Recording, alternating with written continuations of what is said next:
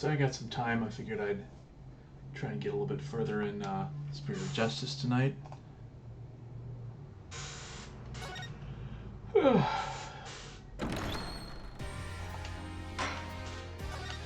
jump right back into it.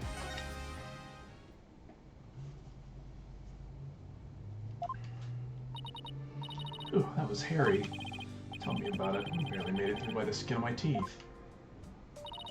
I can't say I'm crazy about that prosecutor Satmati either. You know, with the way he says let it go and move on as if it's nothing. Let it go and move on, huh? Oh boy, am I interrupting a secret conclave of villains or something? You... trash television producer. Is your next evil scheme in the works already? What do you want? Keep making that face, champ, and everybody's gonna change the channel. Look this way, Trucy. Now smile for the camera. See those pearly whites? Isn't that what the Grammari Creed tells you to do? How does it feel, Trucy? Everybody online can't stop talking about you. They're calling you a real witch out there. Could this be the end of true Grammari? Go away, you creep! Oh, what's this? Something just charged into frame. Looks like a yellow gorilla or something. Could it be Trucy's pet? Filming is prohibited inside the courthouse. Do you want me to get the bailiff? Huh? Filming? What are you talking about? I don't even have a camera on me. Huh? What happened to the camera? Just disappeared right before our very eyes. I'll be enjoying the rest of the Trucy show from the gallery. Put out a call for Trucy's fans to come and support her earlier, by the way. Bet I'll get some great footage out of them. This is gonna be good. Hang loose, baby. Called in some of Trucy's fans, but for what purpose? Apollo, the thing Mr. Rettens just did, that was some high-level sleight of hand. Huh?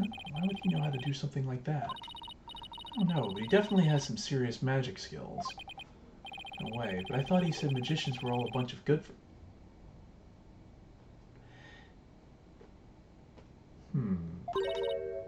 Mr. Lawyer? Oh, hello, Bonnie. Can I help you with something? Well, there's something that's been bothering me. Really? What is it?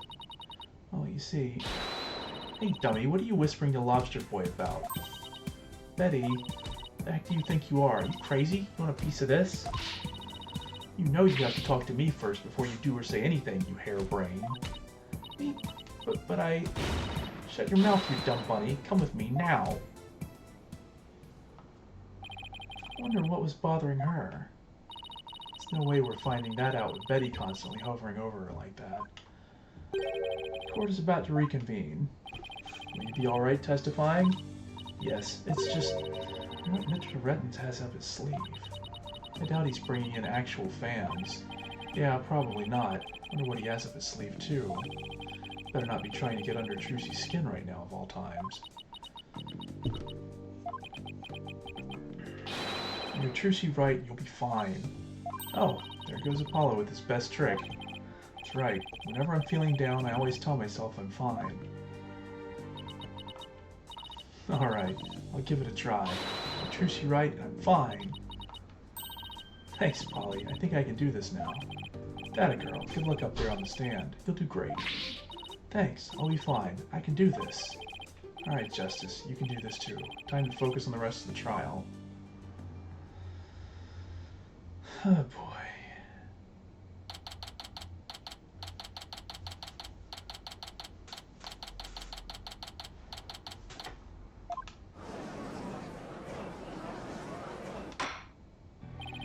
Court's now back in session.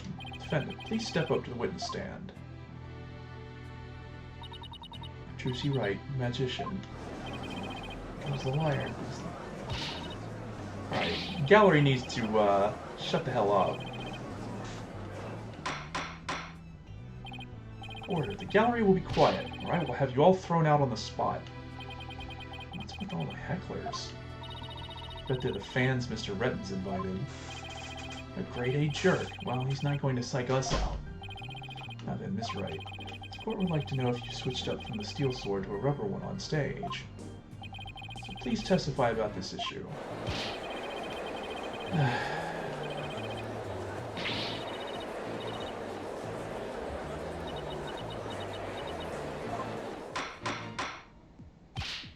silence, all of you. I won't tell you again. Ms. Wright, do you feel able to testify? Yes, I'm fine, Your Honor. Trucy, I knew I shouldn't have let her go through with this. I'd like to make a small request. How about, instead of testifying with words, I show you exactly what happened? Would that be alright, Your Honor? Witness my stupendous sword-switching magic and judge for yourselves. In spite of everything, she's still smiling. Trucy's amazing, isn't she?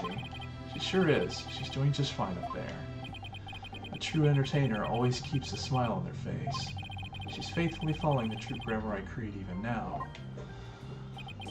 She really is something else. It's showtime for magical girl Trucy Wright. Watch carefully now, everybody.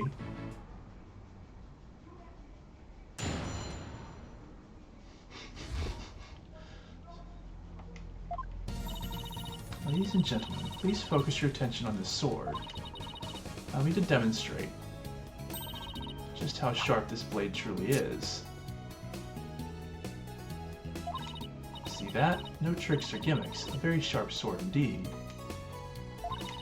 Now then, ladies and gentlemen, watch as I take this sword and... Presto Sordo. There, I switched it. And now... Oh. As you can see, the blade is not steel, but rubber.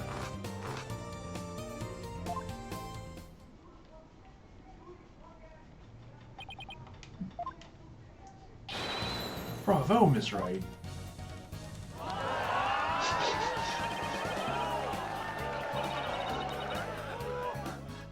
The gallery is pretty fickle here. Heckler is being drowned out by all the cheering. Where did the steel sword vanish off to, Ms. Wright? In order to deepen our understanding of the case, please tell us if you would. I'm not asking out of mere curiosity, just so you know. I usually hide the steel sword backstage when I switch them during the show. So when you thrust the rubber sword into the coffin, the steel sword wasn't even on stage, but behind the curtain? Exactly. So you see, there is a trick and a gimmick to it after all. As for where the steel sword went when I performed the trick just now, it's a secret. Wouldn't want to spoil the magic for you now, would I? Oh, that's our Trucy. Yeah, still. Ms. Wright, that part where you spun around, that's an actual part of the sword-switching trick you do for the show, right? Right. The other parts, like the apple, were just to help with my explanation here in court. That's funny. I think I found an inconsistency in her testimony. It looks like I'm not the only one. I don't know what it's doing there. Now that I've found it, I have to get to the bottom of it. Now then, Mr. Justice, you may go ahead and question the witness. Try not to ask dumb questions and spoil this wondrous magic. I thought this was supposed to be my cross-examination.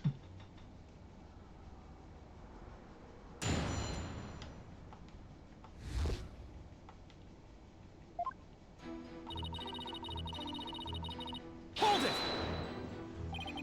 Please be careful, Ms. Wright. Don't worry, I've practiced this trick 1,000 times. That's right, Apollo. You have to give Trucy some credit. She knows what she's doing. I know, but it still makes me nervous every time. And that's what magic is all about. A truly great magician can make her audience experience all kinds of thrills and chills.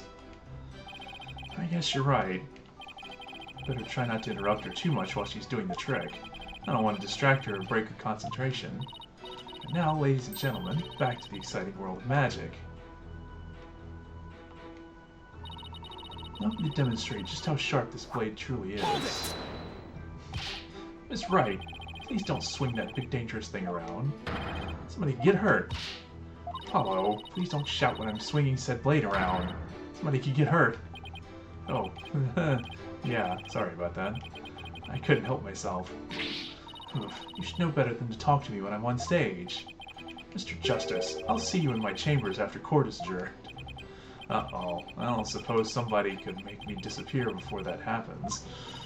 Let's just watch quietly, shall we, Apollo? And now, back to the show. Of course we're going to interrupt at every turn. Gonna waste this opportunity? Hold it! So it's definitely a real sword, right?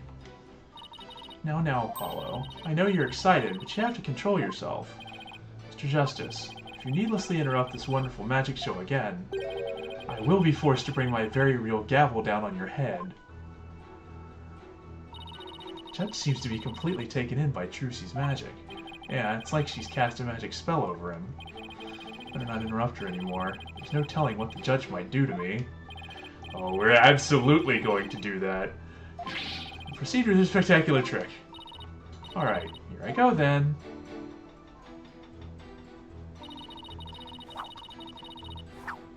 Hold it!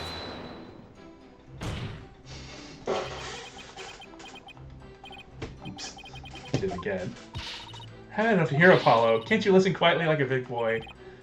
Sorry about that. Got a little too worked up. Apollo.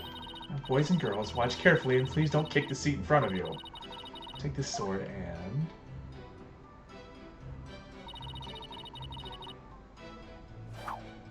Hold it!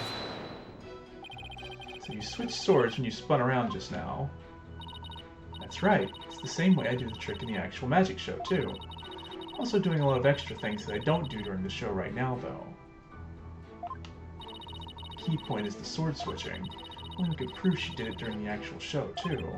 Right, prove that she switched them during the show. What's the matter, Apollo? You look troubled. Oh, it's nothing. Uh-oh, this is quite the pickle.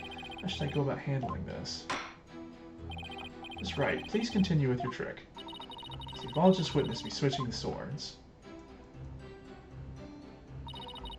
Now, hup. Hold it!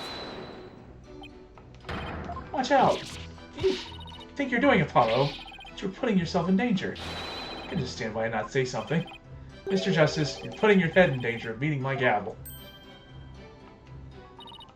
Apollo, you better apologize before you become this case's next victim. Very sorry, everyone. How did it come to this? Alright, boys and girls. If you want to ask for an encore, wait until the end, okay? Now then, my sword was sharp as steel just moments ago, but... Hold it! Wow, that's incredible. When in the world did you switch them? Huh? I explained it once already. Could you just do me again? Sure. Remember, a magician doesn't usually share secrets. It's a very special exception. I'm very grateful for your generosity, believe me. I'll take a good hard look at the instant she switches the swords. Even though she explained how she does it, I still can't see her do it.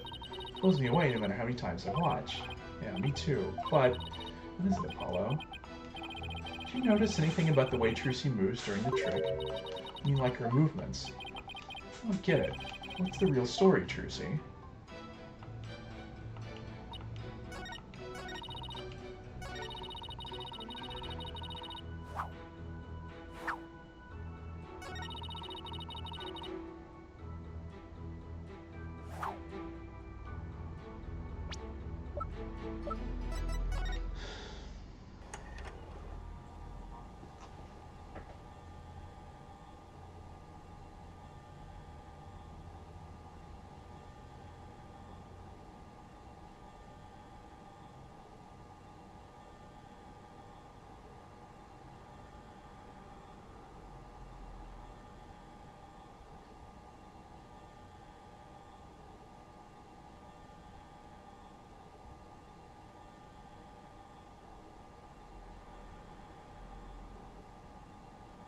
Yeah, she doesn't ever spin it around behind herself.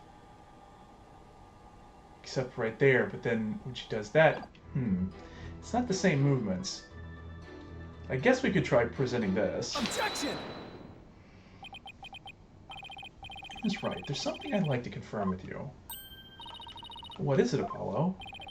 Seems to be a discrepancy between the way you performed the trick for us just now and the way it appears in the show footage. What? But that can't be. I performed exactly the same way. No? That's right. I have the show footage right here. And the part where you twirl your cape around is missing from it. What? But I did it. So, it really is the exact moment you switched the swords. Yes, that's right. I knew it.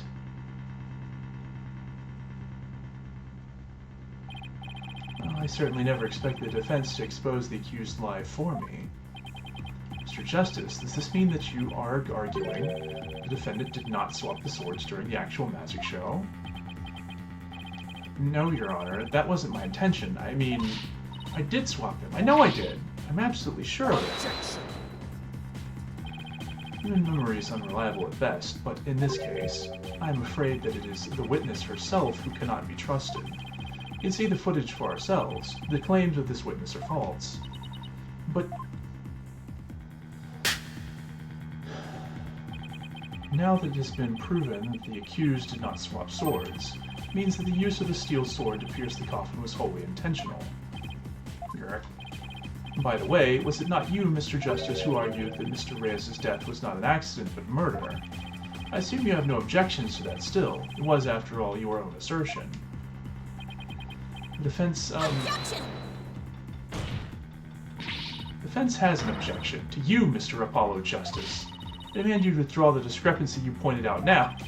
But there is a discrepancy, and it must mean something, I'm sure of it. The defense team kindly saved their spat until after court is adjourned. Now, after all of this debate, it seems we've come back around to the original argument. The defendant knew about the prank plan that would place the victim inside the coffin. What's more, the defendant did not perform the sword-switching trick on stage. Through her actions, I am afraid I have come to see the true intentions of the accused. Her murderous intentions. It's such a shame. But I did switch the swords, I swear. You're knee-deep in it now, Justice.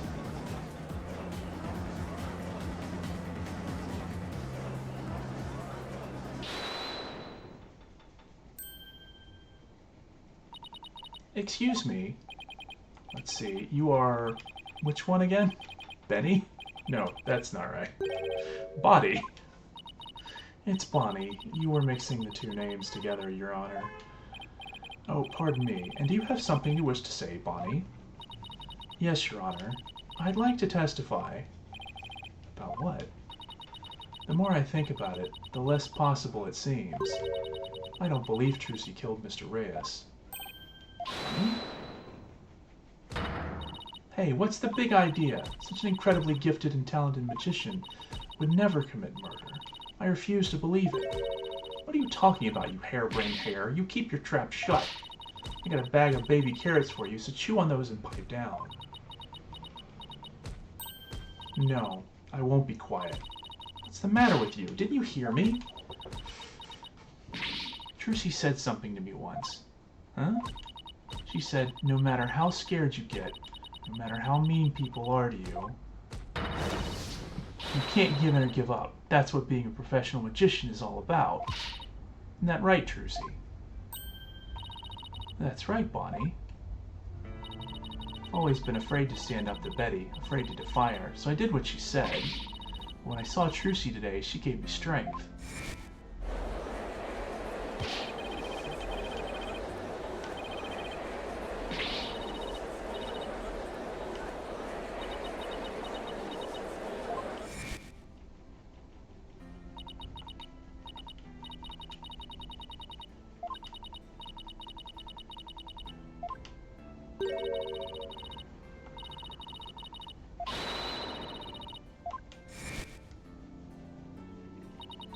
Seeing her courage, the way she kept smiling despite everything, she's just incredible.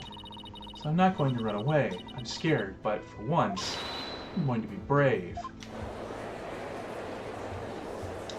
So, practically brainwashed her. You know, now that I think about it,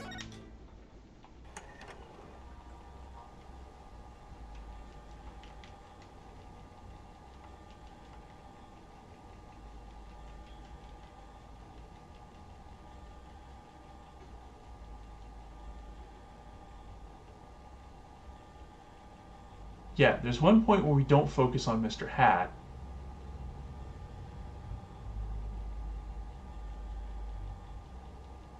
And another point where we don't focus on Trucy. So there's two blank spots in the footage that can't be accounted for.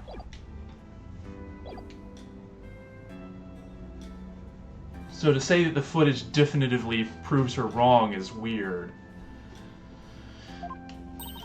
It's the power of Trucy's conviction. That's what it is. It's touched Bonnie's heart. Yeah, Trucy really is one magical girl. Bonnie, is the top of your testimony related to that thing that was bothering you? The thing you tried to tell us about in the lobby during the recess? Yes, ever since I saw the show footage, something's been nagging at me. I'm not exactly sure what it is, but something is off. I feel like something about it is different from what I saw on the stage. What do you mean by that, Bonnie? I wonder if what was shown on TV is really the same as what happened on stage. Objection! Of course it is. The show has only been performed once, after all. Can't show anything other than what happened on that stage yesterday. Objection! But Bonnie's testimony deserves our attention. We have to examine the show footage. But what can we check it against? Do you have some other footage of the show? Well, I have some show footage. You do? One of the TV station's cameramen said he was a fan of mine. He kept his camera on me throughout the entire show. And then afterwards, he gave me the footage he shot as a present. He did? To tell you the truth, I thought it was kind of creepy, so I was going to get rid of it. Hold it! Please, submit that footage to the court. Now then, let's take a look at this new footage.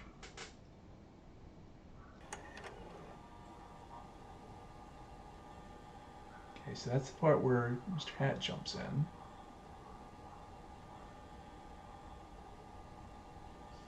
Okay, buddy.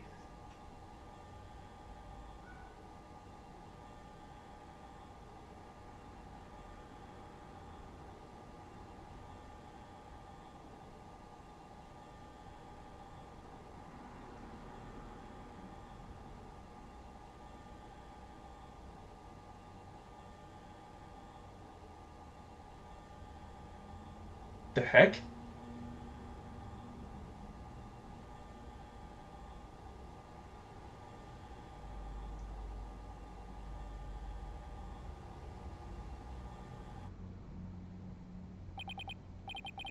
Okay then.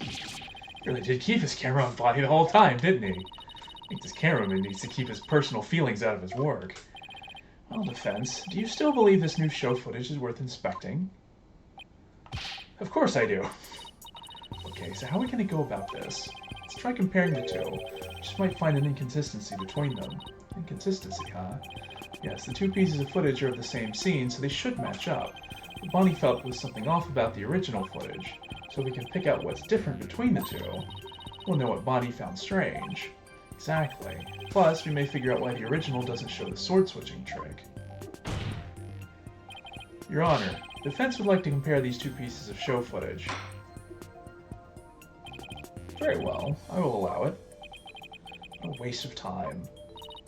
Apollo, do you know how to compare the two pieces of footage? No, I've never done it before. I'll give you a little lesson then. Use the video player's buttons to go through the footage. If you want to speed through, use the fast forward button. And if you want to go back, use the rewind button. Fast forward, rewind, okay? Now hold the playback, just use the pause button. Oh, and by the way, if you fast forward or rewind when the playback is paused, you can do a slow frame-by-frame playback. Okay, and so how do I switch between the two videos? Use the switch camera button. Okay. Now if you find a difference between the two pieces of footage, put the cursor over what's different and present it to the court. This is gonna be... Not really, I just gave it some gusto and then went with my gut in most of it. What? I sure hope you guessed right. Anyway, let's give it a try.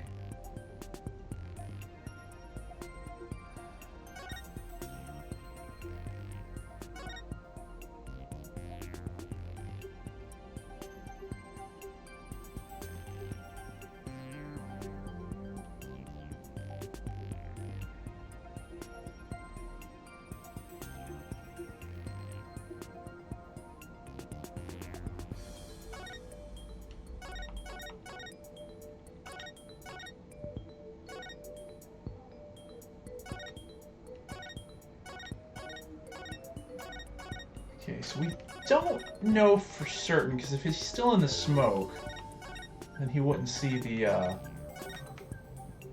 thing happening.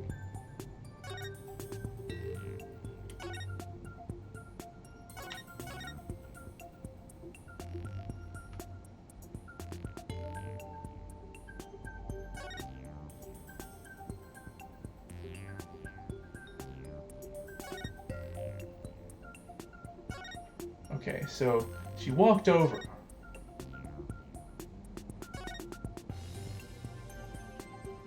Okay, this part seems the same.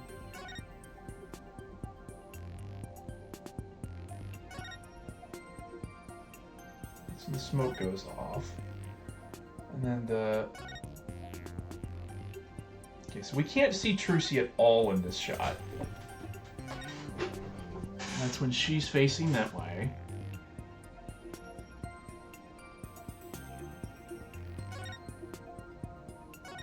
Hold on a second.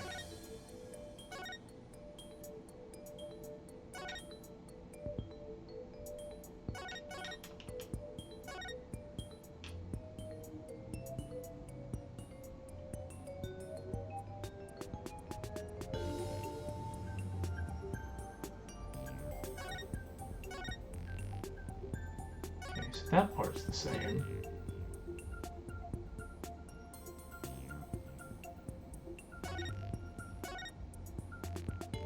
Then it switches back to Trucy for this shot. Now the sword should be in front of the coffin, so we should be able to see it here.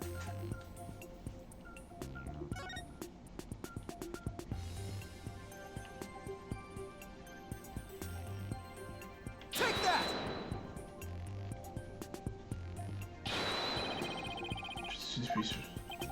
I'm afraid I don't see any different.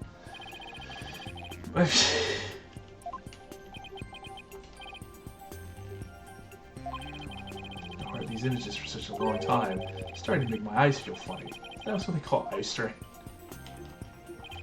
Besides that, I don't sense anything else strange in this footage. This is too much to ask of His Honor's ancient eyes. Would you like some reading glasses, Your Honor? As if. Difference or discrepancy between the two, right? That's right, something that's shown in one of the videos but not in the other. If you find something like that, it'll prove the two videos are different. Try that again, Your Honor. Okay. I mean, that did... I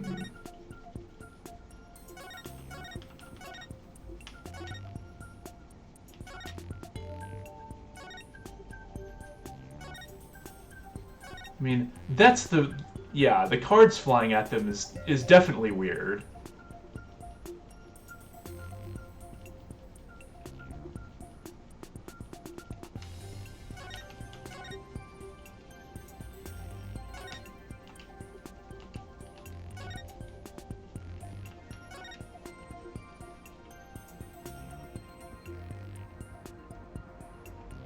Take that!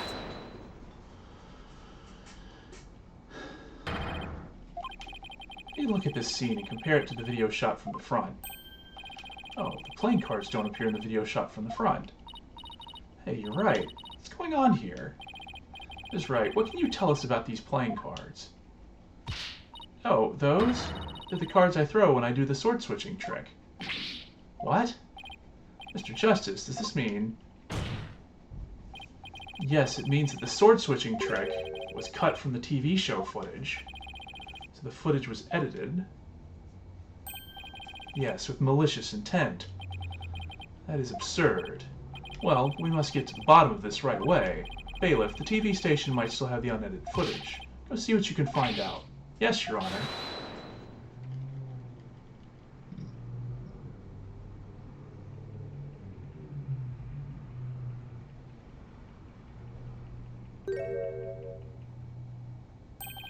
It's you.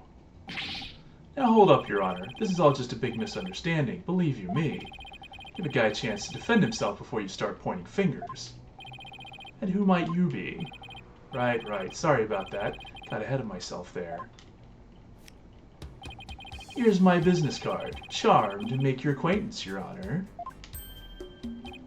Oh, well, how very polite of you. It's lovely to meet you, Prosecutor Sadmati. Please take my card. A business card? Ah, yes. I read about this custom among businessmen in this country. I have even familiarized myself with the various replies. What do you do, good sir? Or what's crack-a-lackin', homie, for example.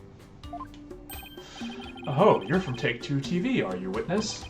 Come to think of it, I believe I've seen you on television before. Yes, Roger Rettins, otherwise known as the Ratings Raja. Rettins Roger. He's a TV producer and appears on many of his own shows as of late. He is best known for his catchphrase, "Hang loose, baby." Oh my, so you're the Ratings Raja. Hang loose, judgy baby. Nice courtroom you got here. Never thought I'd get to meet you in person. Prosecutor Samadi, how do you know so much about him? In preparation for the case, I watched all of his shows. I found the Ratings Raja Goes to Burger Barn of particular interest. It inspired me to visit that restaurant straight away to learn more about the local cuisine. What? You went to Burger Barn? Would have thought. You must have really wanted to try it, huh, buddy? Because that line, whew. Compared to my aesthetic training, an hour's wait is nothing. I recommend the Southwestern burger with jalapeno jack cheese, by the way. I'm having a really hard time picturing him in line for burgers. Prosecutor Samadi's unexpected enthusiasm for food aside, Mr. Rettins, what is this misunderstanding you mentioned? Well, for starters, it's true that the footage was edited. You'll get your hands on this anyway, so I might as well show you the unedited footage.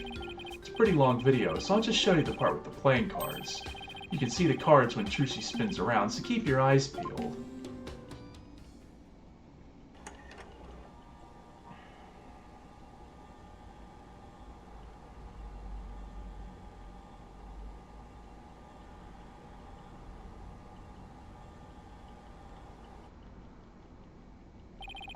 See the part that was cut where Trucy switched the swords? She spins around, the playing cards go flying. Everything's like it's supposed to be. Then it seems the defendant really did swap swords during the trick. Which means the sword Miss Wright thrust in the coffin was the rubber one. In other words, Miss Wright couldn't have killed Mr. Reyes. Yeah, see, that's the first misunderstanding right there. What do you mean? Well, Trucy definitely did swap swords, as you saw. So yeah, maybe she didn't kill Mr. Reyes when she stabbed the coffin. But that just means he was killed after he showed up pretending to be a corpse. So you're saying that up until that point, everything was going according to the script. If that's true, then when and how exactly do you think he was killed? It was after the dragon set piece came crashing down. I say Trucy murdered Mr. Reyes when she was hidden from view behind the set piece. Hold on.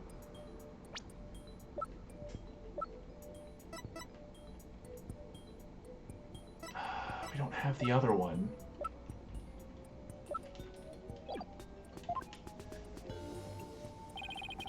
She could have easily done it behind that huge dragon and nobody'd be the wiser.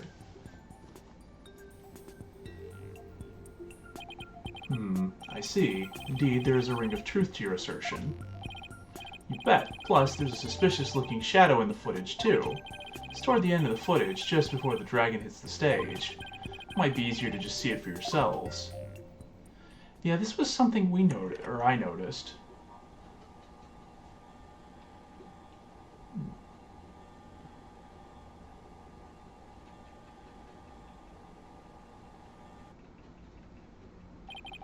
Only for a split second, so it's hard to catch, but look here. Yeah. This suspicious shadow must be Trucy. She's using the steel sword she hid behind the curtain during the trick to kill the victim. That doesn't make any sense at all. It's flying up into the air. Now that you mention it, I suppose it does look that way. This witness is just trying to ram his theory down our throats, Your Honor. That's not all. Are we forgetting? The witness willfully edited the sword switch out of the footage. You see, there's your second misunderstanding right there. Your Honor, would you mind if I testified about it? I've seen people testify on TV, and I've always wanted to give it a shot. It would be fine with me, Prosecutor Samadi. This is quite unexpected. It threatens to disrupt the karmic course of this case. Hey, lighten up, pretty boy.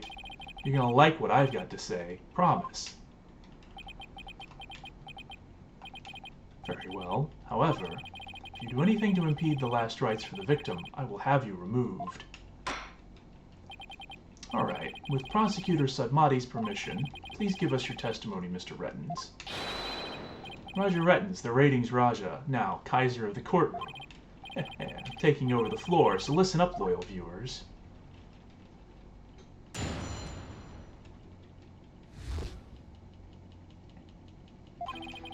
Footage is meant to be edited, I tell you. Scenes are spliced together, and longer, boring scenes are cut out. All the stations edit footage this way. It wasn't like it was done maliciously or something. It was just a coincidence that particular scene was cut. It wasn't intentional. Or what? You got some proof that I had an ulterior motive for editing that footage? I mean...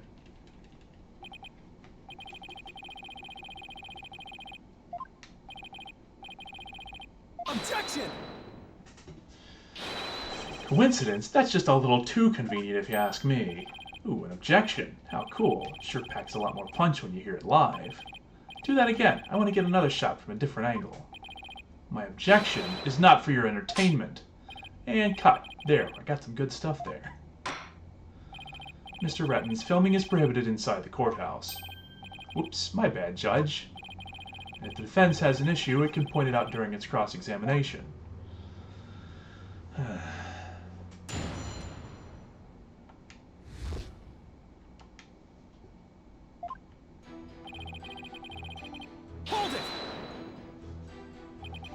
Really? I've never heard anybody say that.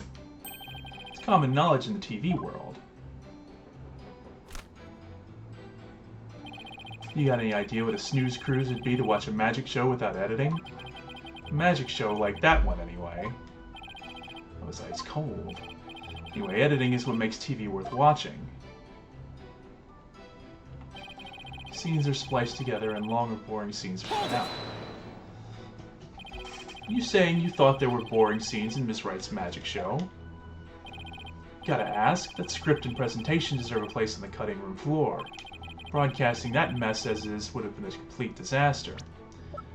Okay, so splicing, huh? Hold on. The thing that gets me... Let's see if I can show this again. Let me see if it's exactly in the same position.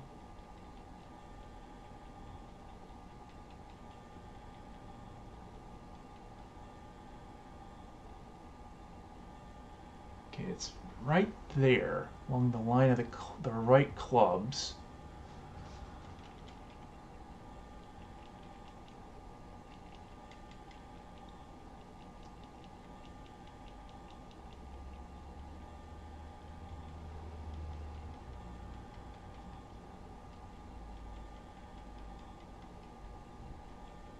Let's see if it's in exactly the same spot or if it's in a different place.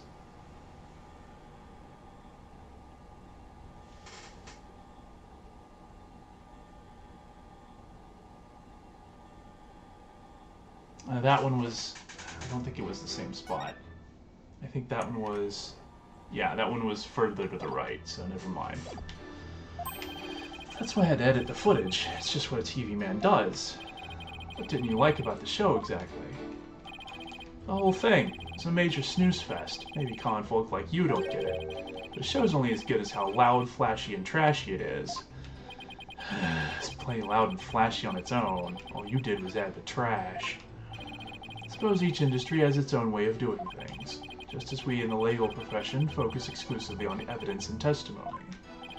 Exactly. Whether it's showbiz or the legal biz, we do what we gotta do to get the job done. Anyway, editing footage is just a matter of course in the TV industry. All the stations edit footage this way. It wasn't like it was done maliciously or something. Wasn't done maliciously, huh?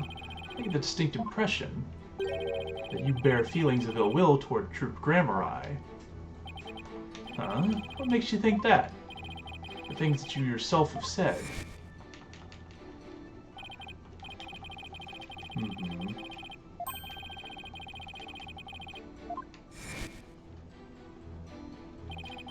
I also get the impression that you felt this way for a long time. Words such as those can be interpreted in many different ways. For example, though I bear the defense no ill will, I would not hesitate to say that he is a good-for-nothing lout of a lawyer. You bear me no ill will? Could have fooled me. And yet, it is the truth. I am only strict on you as it seems you have strayed from the path. If you have any objections, Mr. Justice, please make your case with evidence in the future. Mr. Rettens, please continue your testimony. It's just a coincidence that particular scene was cut, wasn't it? Of all the scenes you could have cut, why the sword-switching trick? It seems like too much of a coincidence to me.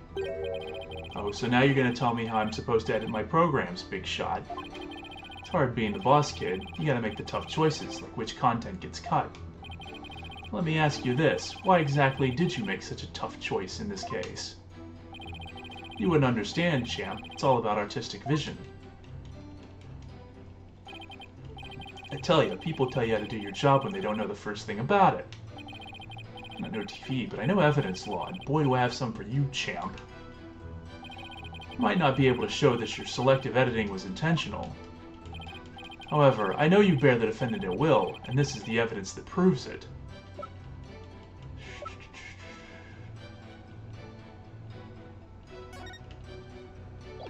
Take that!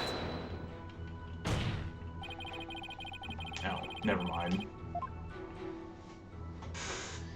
I guess it doesn't necessarily mean he was pranking them because he wanted to screw with her. But take a good look right here. You figure that it puts you in a bad light? Bad and having evil intentions are two entirely different things. Look at me, for example. I'm not evil, but I am a bit of a bad boy. Oh, if I could be a bad boy myself. But bad lawyers get penalties for presenting bad evidence. Fair. I didn't mean anything by it. It was just a coincidence. I edited out that scene.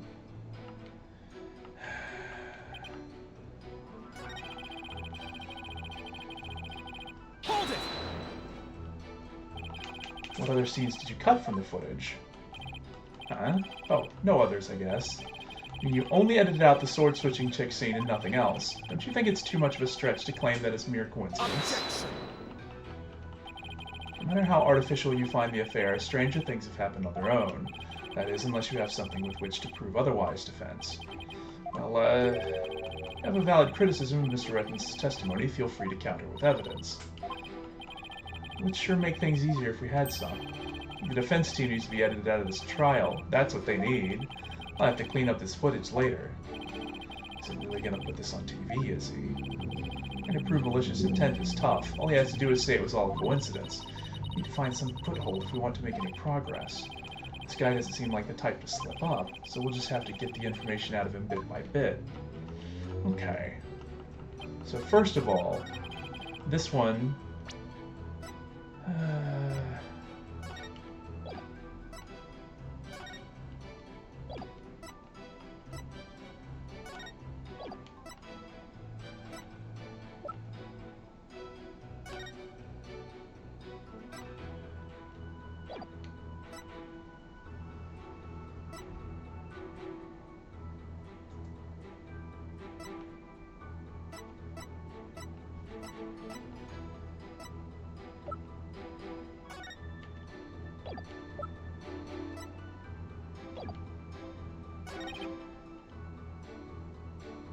He does have an ulterior motive, and that if he can prove that...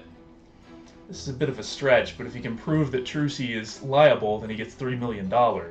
That's a pretty big motive. Objection! But that's not going to count. Probably jumping ahead here.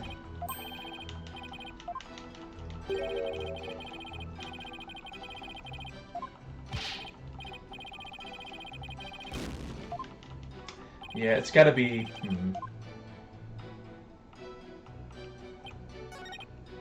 Hold it!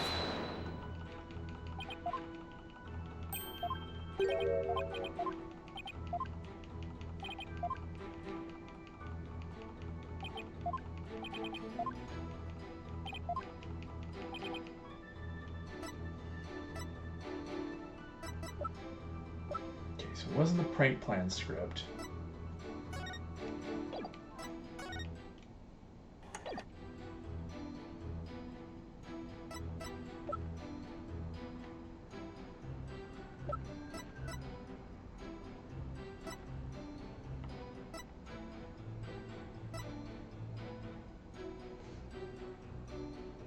It's got to be either the clipboard or the contract itself.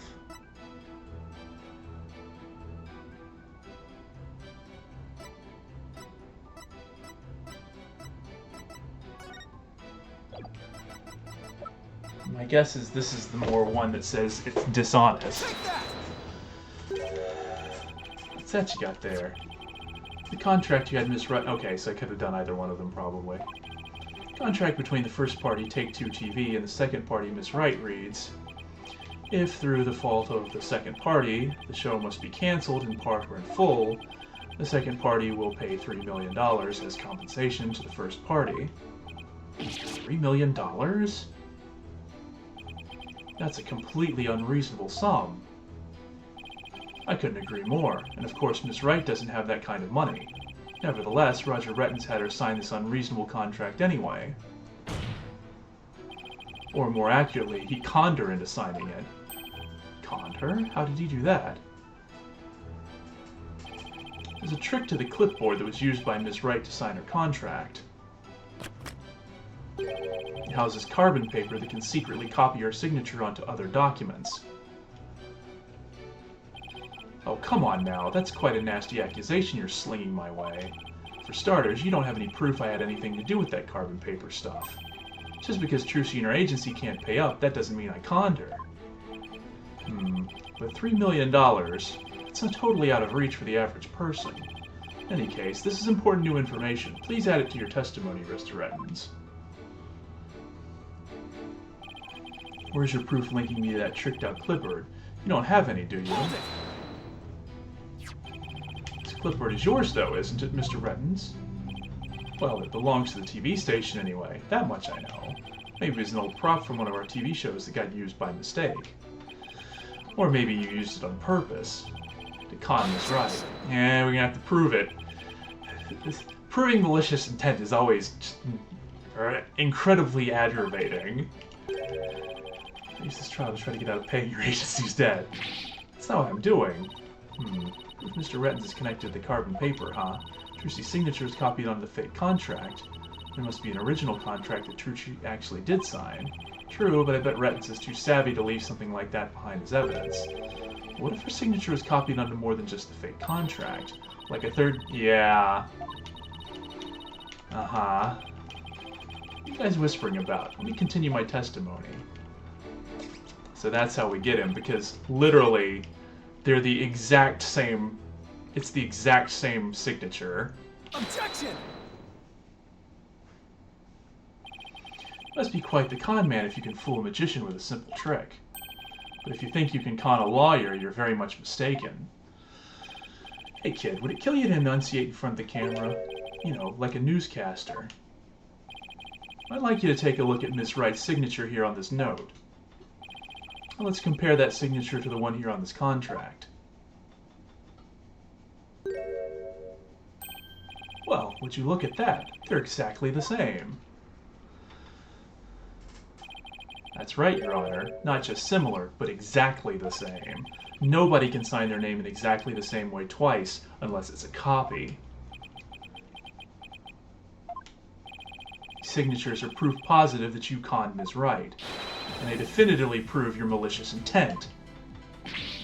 Say, not bad, lawyer guy. Didn't know you had it in you.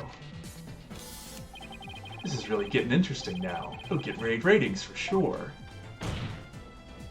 Don't try to dodge the issue, Mr. Rettens. The fact is, you bear ill will against my client, so the show footage was definitely edited with malicious intentions. Isn't that right? Objection! What a forced argument, defense. All you have really proven is not his ill will towards Miss Wright, but his pecuniary greed. That's right, I just wanted money, baby. Fat stacks of cheddar, that's all. After all, I'd never even crossed paths with Trucy before this magic show, so I'd have absolutely no reason to bear her any ill will.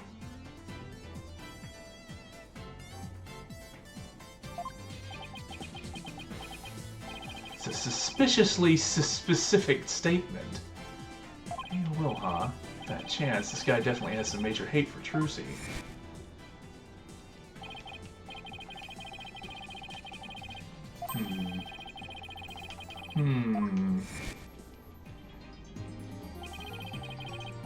Prove with anything, but the things he said all point to that fact. There must be something between the two of them that gave birth to this grudge. Sort of connection that not even Trucy is aware of. Your Honor, I'd like to argue that Roger Rettens and Trucy Wright must have crossed paths before. There must be some hidden connection between them. Hidden? Connection?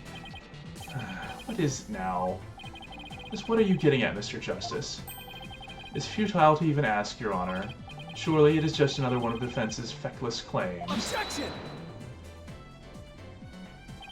You don't seem to have a very high opinion of me, but once you hear my argument, you'll wish you'd taken me a whole lot more seriously. Will I really? Very well then. Do proceed. Did you figure something out, Apollo? Nope, not a thing. What? That was just some good old-fashioned bluffing, courtesy of Mr. Wright's fine training. I hope you know what you're doing. If you're going to make such a bold claim, Mr. Justice, I hope you're ready to elaborate. What is this hidden connection between the defendant and Roger Rettens? We do know that he's pulling some sleight of hand, and they're not dating, and he's not her biggest fan. I wonder...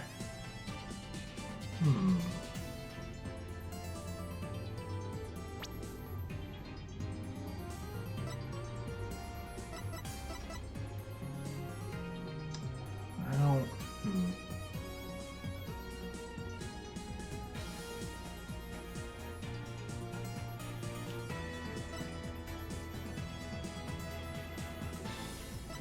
I thought for a moment, I was like, wait, maybe it's another double, but they're not even the same age, so... we're pretty sure he is also a magician. Sleight of hand trick Mr. Rettens did during the recess earlier.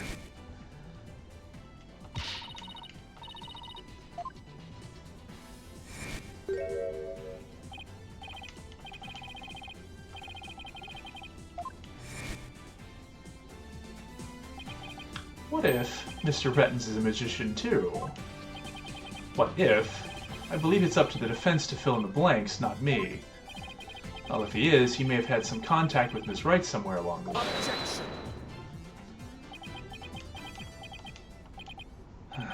Your argument is hardly worth responding to. But, by all means, please do continue. There's a passage in the sacred scriptures of Turainism states, "He who gives a sermon to a monkey is himself a monkey." Yeah, it doesn't matter what you say to a dimwit, he isn't going to get it anyway. But we saw Mr. Rettens perform a magic trick. He made his video camera disappear in the blink of an eye. Well, I think it would be pretty funny if I were a magician. You must have been seeing things. Want me to introduce you to a good eye doctor? If a connection as tenuous as that is all it takes, then every magician in the country could potentially bear ill will towards the accused. I guess you're right. Not the sharpest knife in the drawer, are you, short stuff? You would do well to cleanse that putrid mind of yours in the holy waters of Mount Poniponi. 3 days under a frigid waterfall, and even you should rise to the level of a monkey. A numbskull for a numbskull. Well, this numbskull has thick skin, so there. I think I get what they're driving at. Even if he is a magician, it's not exactly a reason to bear a grudge against Trucy, is it? Hold on. I can think of one person, one magician who has a reason to bear a grudge against Trucy. Or rather, one magician who has a reason to bear a grudge against True Grammar.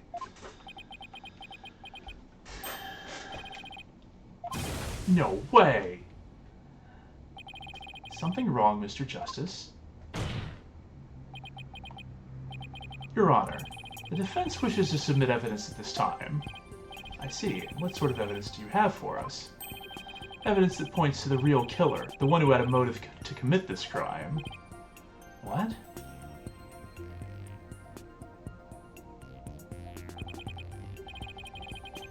What have you come up with this time in defense? Trucy Wright is the sole heir to Troop Grammari in its name. This puts her square in the crosshairs of one particular magician. This piece of evidence points to that one person with a grudge against Mr. Wright. Or Miss Wright. Piece of evidence points to that person with a grudge against Mr. Wright. So, Mr. Reyes. Take that! Who exactly are you naming, Mr. Justice? 2 years ago, the great Mr. Reyes belonged to Troop Grammari. But then the troop ousted him, and Mr. Reyes vowed to get revenge on them someday. What better way to accomplish that than through the ruination of their sole heir? Mr. Reyes is the victim, Mr. Justice. You named a dead man as your suspect. But is he really dead? What do you mean, is he really dead? The fact that Mr. Reyes is the victim is what's throwing you off. And how about we consider this possibility?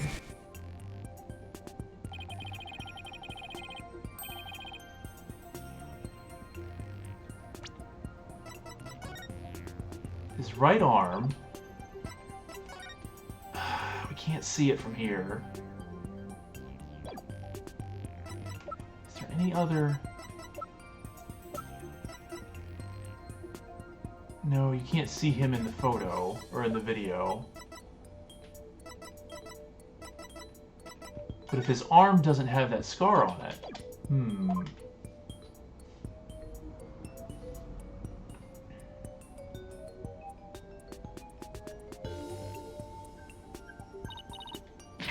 mean the victim was an imposter?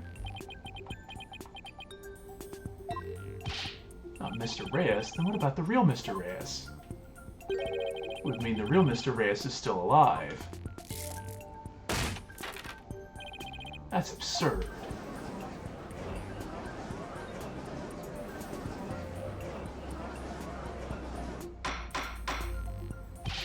Mr. Justice, who is the real Mr. Reyes if not the victim of this case? I mean, if it's not...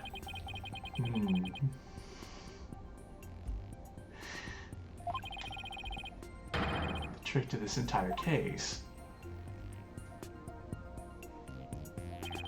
Should explain everything, Your Honor. The real killer, the one who hated Troop Grammari and wanted to sully its name... Ah! Yup, it's not there. That's not him. Can't believe I didn't see that.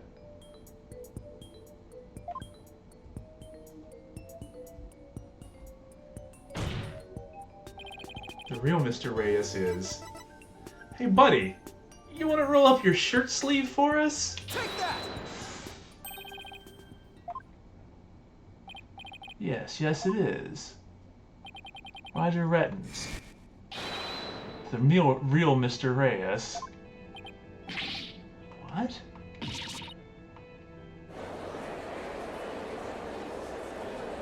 Objection! Oh, hollow red pepper, your impotent seeds sprout naught but meaningless empty words. Can't possibly have proof to support such an outlandish theory. Not a bad idea for a soap opera, but not even die-hard fans of the genre would stick around past the pilot. You want proof? Well, I've got proof. I can prove it by proving Mr. Reyes in yesterday's magic show was fake. And to do that, I just need you to look at this spot on this poster. Take that! It's the injury Mr. Reyes sustained while practicing a magic trick 13 years ago. However, the video the victim shot of himself shows no trace of that injury. Why, you're absolutely right. Now, Mr. Rettens, what do you suppose we'd find if we took a look at your right forearm? Is there by chance a nasty 13-year-old scar under that sleeve of yours?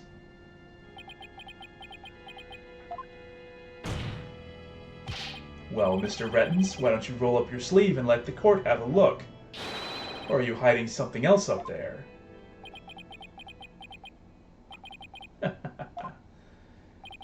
Come on now, I have nothing up my sleeve. I don't need to hide anything up there, because I require no tricks or gimmicks. For you see, my magic is the real deal.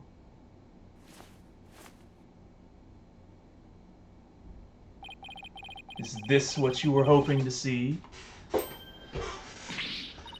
There it is, the scar. Just as I thought. That's right, I am the forgotten magician, abandoned in the dark understage of history. The great Mr. Reyes. This is totally absurd.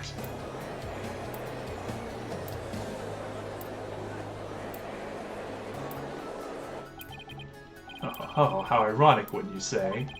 That this odious mark carved into me by Troop Grammar would bring me back into the limelight once more. Strange are the karmic threads before me. If the witness is the real Mr. Reyes, then who is the victim who perished in the magic show? He was but a fan. I met him on one of my programs several years ago. He said he had become a magician out of admiration for the great Mr. Reyes. In confidence, I told him my true identity and let him take on my mantle. And when did this man take over for you? About 2 years ago. I taught him my tricks and even acted as his producer. And so, a mere amateur became a popular magician overnight, courtesy of my magic on the stage we call television. Hope you enjoyed the show. You really had us all fooled. Mr. Rettens, or should I say, Mr. Reyes. In your hatred of Troop Grammar, you killed the victim, Mr. Mystery. And then set up Miss Wright to take the fall, didn't you? You did it all just to tarnish the Grammar name. And, you know, $3 million.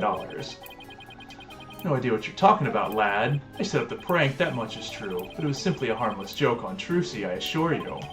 Yet she learned of the plan and made use of it to commit murder. That is how strongly the criminal element runs in the blood of these Grammar eyes. Objection! But if it was a secret prank plan that very few people knew about, couldn't you have been the one to use it for murder instead? Yikes! Eek! His head! Just kidding.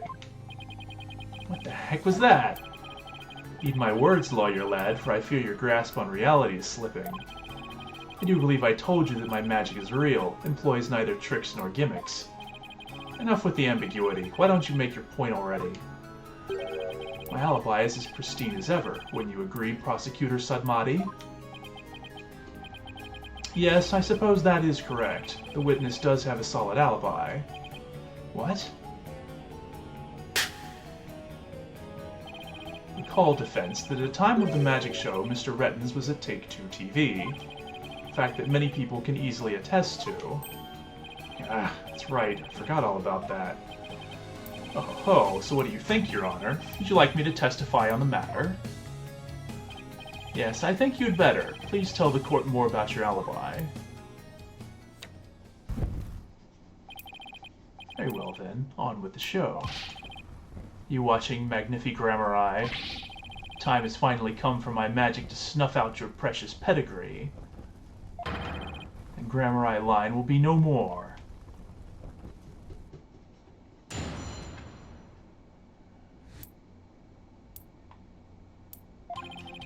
was at the TV station at the time of the Penrose performance. I was busy working on another TV program. I could spare no time for the magic show. You ask my staff if you doubt my claim. And there it is, a simple and perfect alibi. No tricks, no gimmicks, just the truth.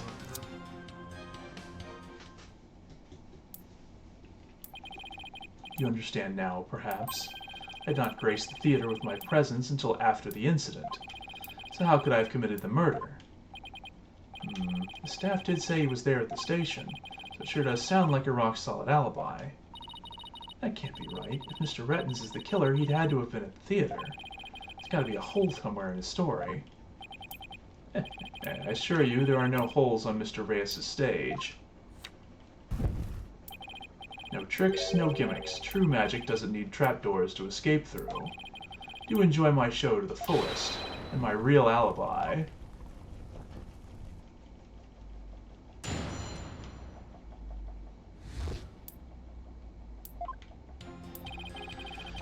Hold it! But you did come to the theater eventually, isn't that right? Indeed. Anxious to see how the show was progressing, I made my way to the theater. Let's see. My journey took about 10 minutes by car. Do you actually have been at the theater during those 10 minutes, killing the victim? Oh, allow me a stab at reading your mind. Ha, could I have been at the theater during those 10 minutes, killing the victim? How in the... But no, I took a taxi. The driver can attest to that. Feel free to call the taxi company if my word does not satisfy you. The driver is a big fan of the ratings Raja. I even gave him my card. Gave the driver his card. That was very clever of him. Might as well give it up, lad. Questioning real magic is a fool's errand. Besides, you know very well what I was doing at the time of the incident.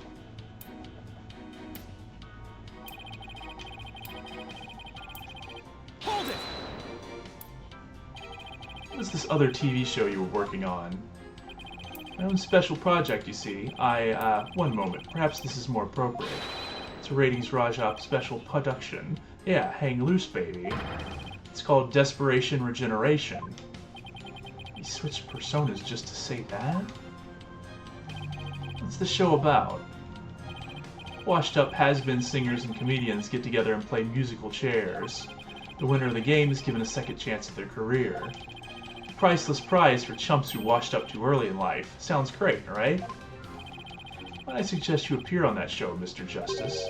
The ex-lawyer who used to make ridiculous bluffs in court and faded sadly into obscurity. And let the Ratings Raja produce my TV debut? Not in this lifetime. You have great reactions. Who knows? TV might be your true calling. Hey, whose side are you on? In any case, I was overseeing production of this program during the Penrose performance. It's my staff if you doubt my claim. How do we know those staff members aren't in cahoots with you? I make it my business to perform solo. My magic has neither need nor want of assistance. After all, one of them could reveal the secrets behind my magic, could they not? So he doesn't trust anybody, huh? He's the complete opposite of Trucy. There are many people there in the studio audience who saw the witness as well. Even if he had been able to persuade his own staff to cover for him, he could not have convinced so many complete strangers to do the same. Well, he has made a rock-solid alibi for himself. Yeah, it's almost too good, you know? It's eerie how perfect it is. It's all been revealed to you now.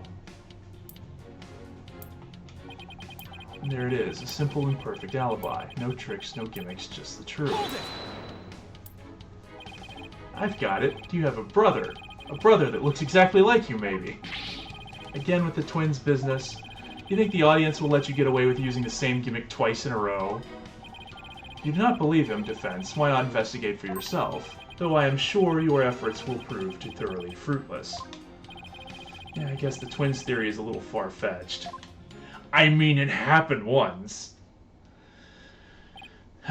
His alibi really is airtight. I believe we've heard enough. I believe the witness does indeed harbor some ill will against the defendant. There's no reason to doubt that he was at the TV station at the time of the incident. Yes, the facts prove it was impossible for the witness to have been involved with this crime. The last rites for the victim have dragged on long enough. The soul of the victim himself is so bored that it is resting on top of Your Honor's head. It is?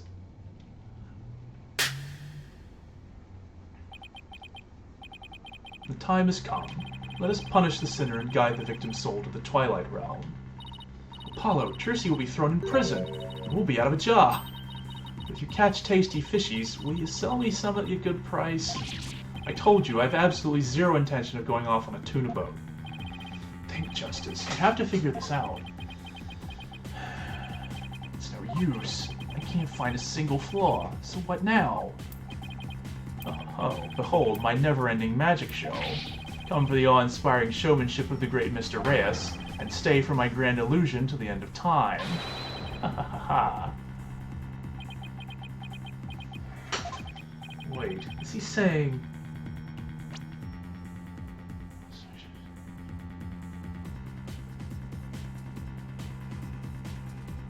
We're still trapped inside some sort of illusion of his?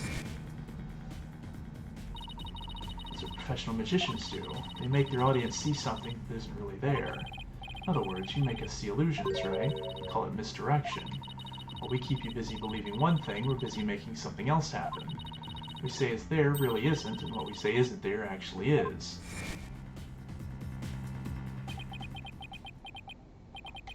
Could it be? You know what, Mr. Rettens? I guess we have all been spectators to the elaborate illusion you've prepared for us. An illusion that has subtly turned our attention towards something you wanted us to see. What are you going on about, lad?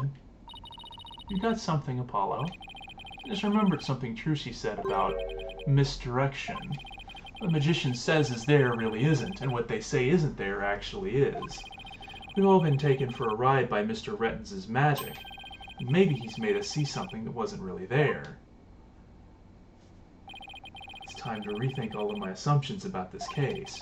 What have we been made to believe was there when it actually wasn't? What have we taken to be the absolute facts of this case?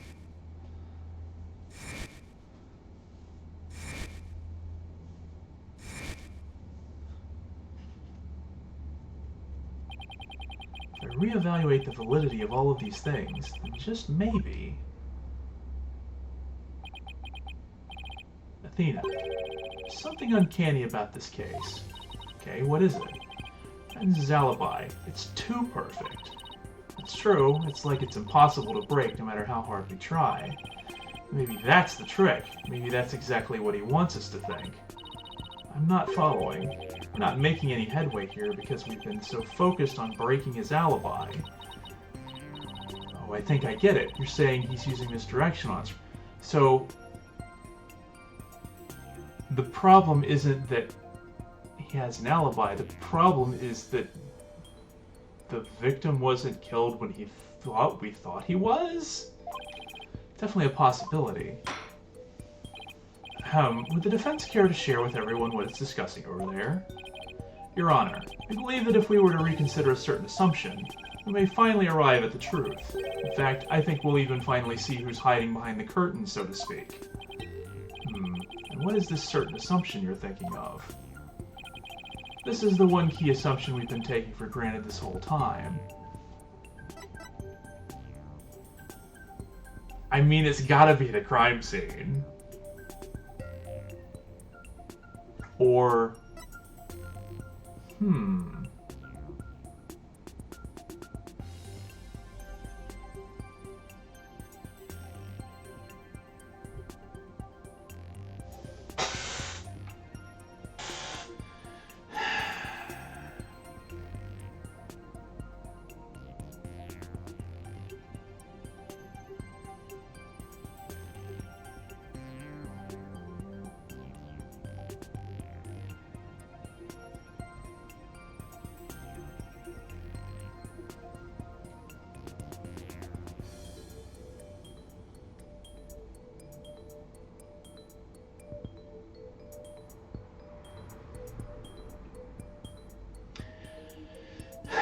What is more likely? Because there's two possibilities that I'm seeing here. One is that somehow the victim was killed somewhere else and his body was like... Because like if the video... Like we have the video. If Roger got the guy to film the video and he wasn't actually about to go into the coffin, it was completely like... He just filmed it completely separately. And then he killed him. And then just set it up so that the body would be found at a specific point.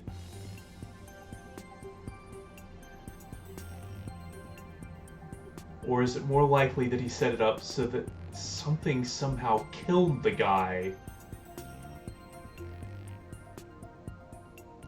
while he wasn't there?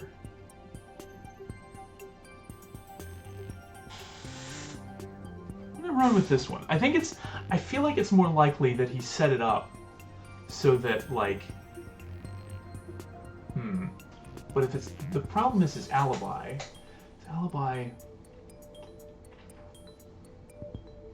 Well, it kind of works both ways, because if the culprit didn't have to be on scene, and that was the trick, if he set up a trap to kill the guy without him being there, then him not being there seems like the perfect alibi. If the trap is that he killed him somewhere else, his trap is also the perfect alibi. It could go either way. I'm going to try this one. What if the culprit was somewhere other than the theater at the time of the crime? What if there was some way to commit the murder without actually being there? If that were the case, then Mr. Rettens' perfect alibi would become irrelevant. Objection! How could one person stab another to death with a sword without physically being there? Furthermore, we all saw what appears to be the culprit's shadow in the footage. Objection! But couldn't we just as easily assume that the shadow does not belong to the culprit? Well, if it's not the culprit's, then whose is it? I'm not 100% sure yet, but I'm pretty sure I'm on the right track. We've all seen something that looks like this shadowy shape before, Your Honor, during the magic show itself. In that case, please point it out in the show footage for us. Thing that looks suspiciously similar to the shadowy figure of the culprit.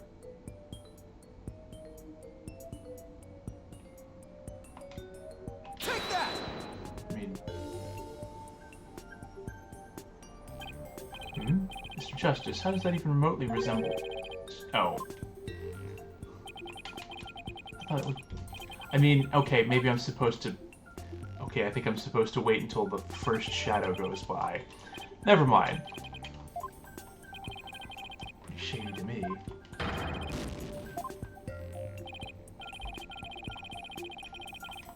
Okay. Okay, never mind.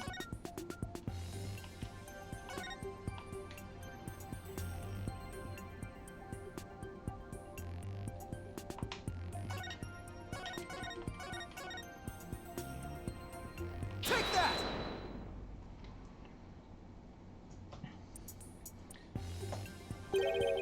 The shadow resembled the suspicious shadowy figure. Now that you mention it, it does, doesn't it? That's right. Could you identify this shadow for the court? Let's see. I believe that's Mr. Hat's shadow. It's from when he's being pulled up from the stage to the catwalk overhead by wire. And could this shadow that's shown later in the footage be Mr. Hat too? No, that's not possible. After Mr. Hat was pulled up the catwalk, he stayed up there. In other words, this second shadow is from some other figure being pulled up. Some other figure? I'm afraid you'll need to be more specific than that, Mr. Justice. He's right, we've come this far. Just have to figure it out from the clues I have on hand. What is the second shadow shown in the footage?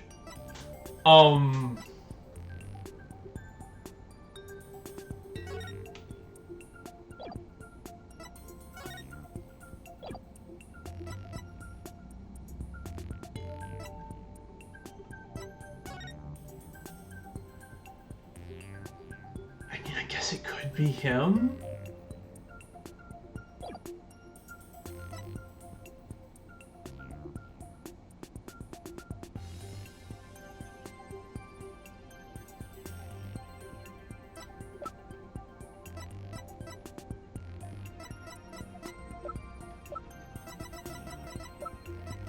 Take that! See what was happening on the stage at the time. There's only one answer. Shadow belonged to the fake Mr. Reyes. In other words, Mr. Menov Mystery. The victim? Please take a look at the prank plan script. Mr. Mystery was to pretend to be dead and then fly up in the air before that, or after that.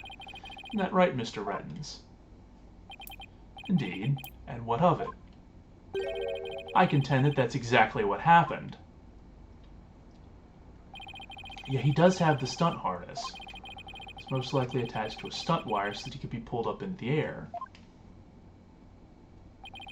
So you're suggesting that, after pretending to be dead in the coffin, the victim flew up in the air just as the prank script says. Exactly. We just couldn't see him go flying up because the dragon was blocking our view. And that last trick, ladies and gentlemen, is the true piece de resistance of the culprit's murderous magic show.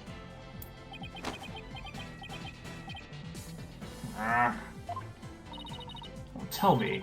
I've got it all figured out. So was he still alive? But wait a minute. Yes, I think so. If we can just look beyond Mr. Rettens' last bit of misdirection, we should finally be able to see the real truth. The victim must have been pulled up to the catwalk just like Mr. Hat, and hit the cushioning up there with considerable force.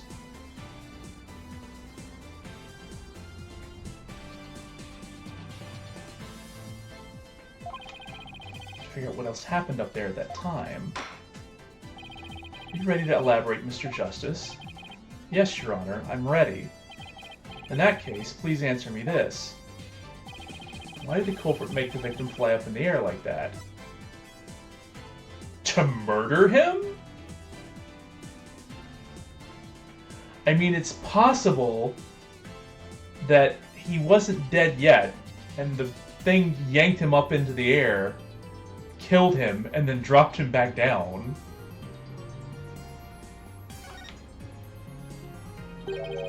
Why did the culprit have the victim fly up after he appeared in the coffin? And how did the victim actually die, when he was only pretending to be dead in the coffin? If we can figure out how these two questions relate, the answer should become clear. Could it be? Mr. Mystery must have thought he was still just part of a prank when he appeared on stage. He probably didn't suspect a thing as he was being pulled into the air, after Ms. Wright was called backstage and just as the set piece fell. But the culprit had already planted the real murder weapon in a cushion in the catwalk. It was probably a knife or blade of some sort. What? You mean... Yes, it really was a magical murder. Just as the prank script said, Mr. Mystery was whisked up in the air and straight into a blade there in the catwalk.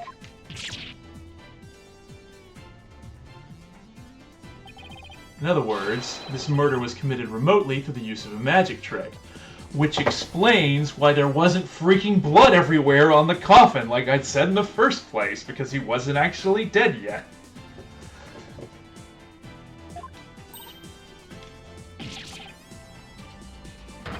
Using this method, it wouldn't matter where Mr. Rettens was at the time of death.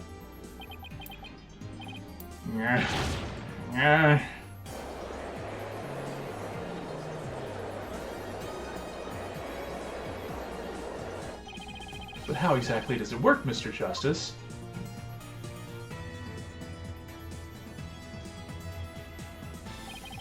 Just before the murder occurred, the dragon set piece was up in the catwalk. It and Mr. Menov Mystery were connected to each other by a wire at the time. By carrying out the prank plan, Betty made the dragon set piece fall, which caused Mr. Mystery to rocket straight up and into the blade in the cushion.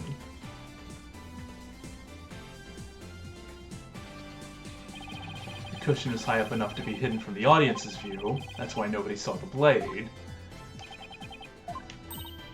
Oh, and that big gash in Mr. Hat's cape. That's where that... I was going to say, where does that gash come into play? The blade must have been set up overhead sometime before the magic show. Mr. Hat must have been slashed by it too when he was pulled up to the cushion. I can't believe it. I had no idea. I was told that Trucy would freak out if I made the set piece fall. That's the only reason I did it. You were used, Betty. Roger Rettens used you. I thought he was my little puppet to boss around, but it was the other way around. After the incident occurred, Mr. Rettens arrived at the theater. He got the murder weapon and swapped the rubber sword with the bloodied steel one. That's also when he lowered the victim's body down to the stage. How did he have time to do all that? When the set piece fell, the audience was evacuated from the building.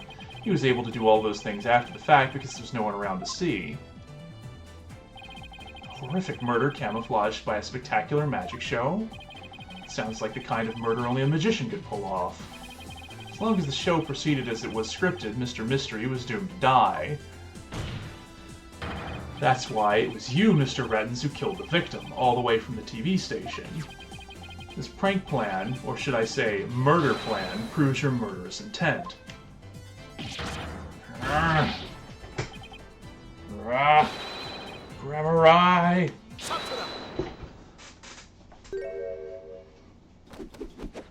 now we're gonna have to prove it. Because he's going to have something that, Enough. You dim-witted, ignorant, imbecilic, putrid red pepper. Can't possibly have a counter-argument to make. Talk about not knowing when to let it go and move on. Do you have a rebuttal or something, Prosecutor Sudmati?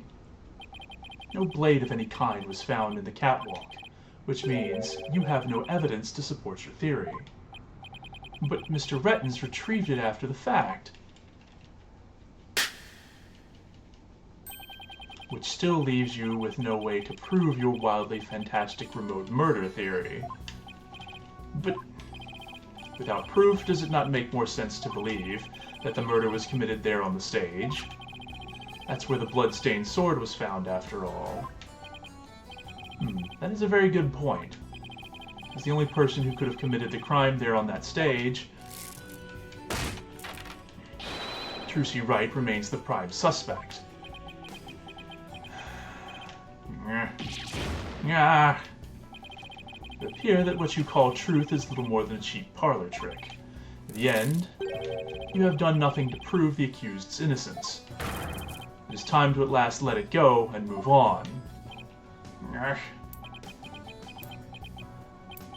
Oh, you seeing this, Magnifi Grammari? My magic is exacting punishment on your granddaughter. The Grammari name is done for. Apollo, we need to hit them with a decisive piece of evidence here. I know, that's just what I was thinking. Mr. Justice, do you or don't you have anything to prove that the witness committed this remote murder you proposed? Of course I do, Your Honor. This entire incident was carried out exactly according to the script. Right, so theoretically there should be no evidence for us to find or use. Which means our best bet is to see if something unscripted happened. There's gotta be something Rettens couldn't have foreseen. And once I find it, that's how I'll expose his murderous trick. Get ready, Mr. Rettens, because I'm about to reveal the secret to your magic. There are no tricks or gimmicks here, just some good old-fashioned logic. Okay. As long as the magic show went as scripted, the murder would happen without fail. Everything in this case was carefully planned so that no evidence would be left behind. Still, one thing happened that definitely wasn't in the plan. And that was the Bonnie's mistake. Because Mr. Hat was on the wrong side.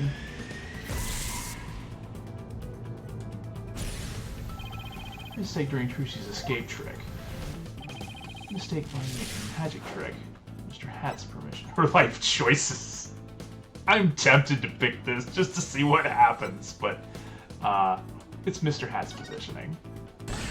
So Mr. Hat was on the wrong side, which required her to move the finally place the Mr. Hat's coffin to the left, to reappear on the side of the coffin opposite the one in the show's script. The culprit didn't know that when he first arrived at the theater. So what does that mean? He was bound to make a slip-up when he tampered with the crime scene.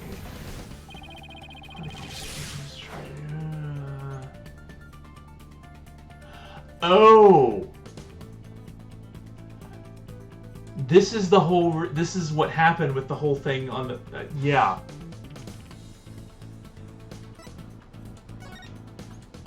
Because the fingerprints are now backwards. Oh, wow. With the fingerprints on the outside of the coffin. She didn't even leave any fingerprints in that case. Oh. Didn't it have to be the... Part of the cover-up attempt was affected by Trucy's new position.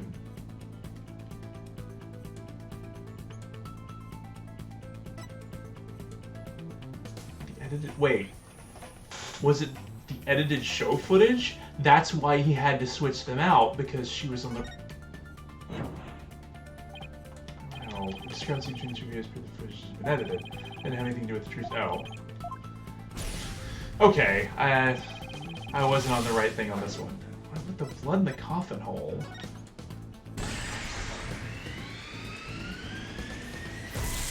Wrong side of the coffin, too. When Trucy appeared on the left, the culprit must have put the blood in the left hole. We never saw which hole it was in. The blood was eventually discovered in the right hole during the police investigation. Miller originally put the blood on the left side. That means he must have tampered with the scene again afterwards to make it line up with the facts. That's when he switched the sides around, and that's why the fingerprints are wrong. Got it.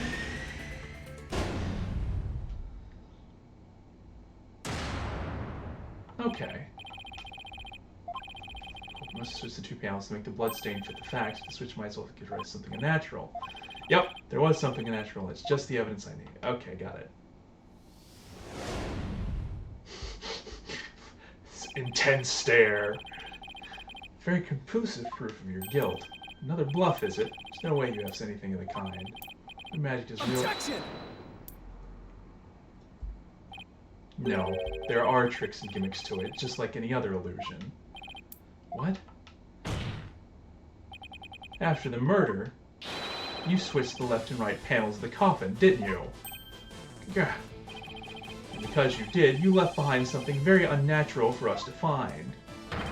This proves that Roger Rettens tampered with the crime scene after the murder took place. Take that! The fingerprinting results. About the fingerprints is unnatural.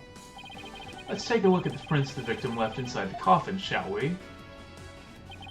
The victim was facing forward in the coffin. His prints should have looked like this. However, what we found was they were facing the opposite direction. It's quite unnatural for the prints to be facing this way, wouldn't you agree? Because when he fell out of the coffin, he was flipped over.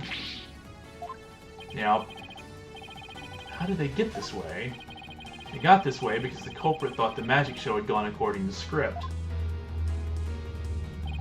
The culprit thought Mr. Hat would be on the left side of the coffin, and that Miss Wright would also pop up to the left of the coffin as per the show's script. He then assumed she had thrust the sword in the hole on the left side of the coffin. That's why he put the blood in the left hole when he was trying to cover up his crime. But sometime after leaving the bloodstain, the culprit must have realized his mistake. He found out that, due to Bonnie's mistake, Mr. Hat was on the right of the coffin. And that despite the script, Miss Wright has thrust the sword into the hole on the right. In short, the hole with the blood in it was on the side opposite the one that Trusty used. So the only way to fix it, at that point, he had to tamper with the evidence yet again. So he tried to cover his tracks by switching the coffin's left and right panels. And that's how the fingerprints in the coffin ended up backwards. Because the culprit switched the two side panels around, the prints ended up facing the opposite direction. But instead of going to all that trouble with the panels, why didn't the culprit just wipe the blood away and redo it on the other side? I'm afraid that wouldn't have worked, Your Honor, because of a little something called luminol testing. Ah, right, luminol. I almost forgot. Luminol can detect trace amounts of blood even if it's been wiped away, right? That's right, wiping the blood away would have only served as proof of his meddling. How about it, Mr. Rettens? Did a pretty good job figuring out your trick, didn't I? Objection! Trusty Wright could have done the same just as easily. You have no proof that it's this witness who tampered with the evidence. Objection! Ah, but I do have proof. What? A person who was in the magic show would never have made the mistake of putting the blood on the wrong side. Least of all Miss Wright, who surely would have remembered she was on the other side. You're absolutely right. Why, you impudent. I'm sure you've realized by now, Prosecutor Sudmati, that your claim that Miss Wright is the culprit just doesn't hold up. Feh, you and the accused are most certainly bound for hell. Really, Ms. Wright and I? Because I think you're the one with a ticket there for trying to convict an innocent girl.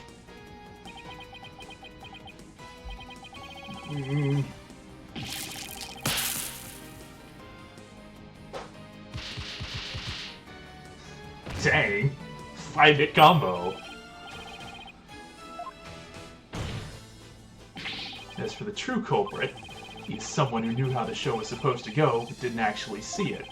And someone who had the chance to tamper with the crime scene after the incident. And the only person who fits the bill is you, Roger Rettens. Right. Oh, the secrets to your tricks have been revealed. And with no tricks left, I'm afraid your show has been cancelled. Permanently.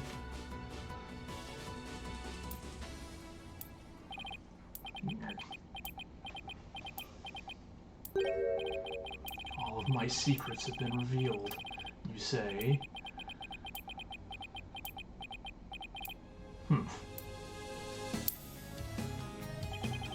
Don't make me laugh, boy.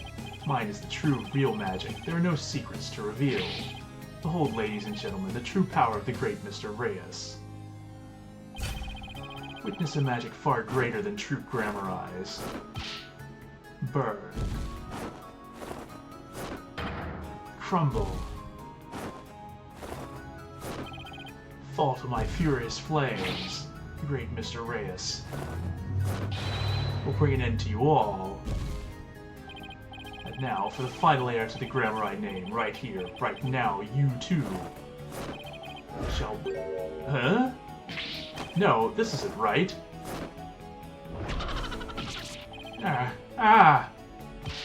No, I didn't do anything wrong. No, it's not my fault. I'm not the one to blame. I'm the victim here. What? Stop. No! Curse you, Grammar Eye!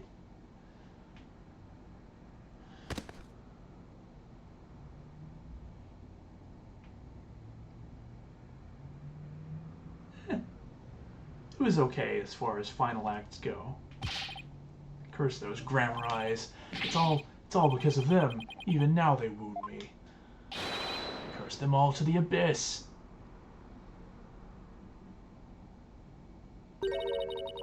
You really hate us that much? Does your hatred run that deep? Deep enough to kill an innocent man? You're damn right, you have no idea what humiliations I had to suffer. Your grandfather, Magnifi Grammar Eye, kicked me out after I got hurt practicing my magic. He said I was too unskilled, that I would mess up on stage. He threw me out of the troupe just because he was worried about his own reputation.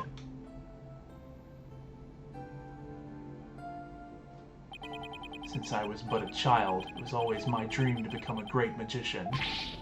That Magnifi, he took it all from me. But that's no excuse. That's no reason to do something so evil. Magic is supposed to make people happy, not used as a means for murder. What's the big deal? I just used what I had available to me, that's all. I get it now. That attitude toward magic is why my grandfather kicked you out. You don't deserve to call yourself a magician. Don't deserve? I don't know about that. After all, you were completely taken in by my magic, were you not? If not for that lawyer over there, you would be on your way to prison as we speak. You're right. I didn't see through your tricks. You see? So in the end, Troupe Grammar Eye was defeated by the great Mr. Reyes. Ho ho ho. You're not fit to lecture me from on high, Trucy, right? You don't even deserve to call yourself a magician, you naive greenhorn.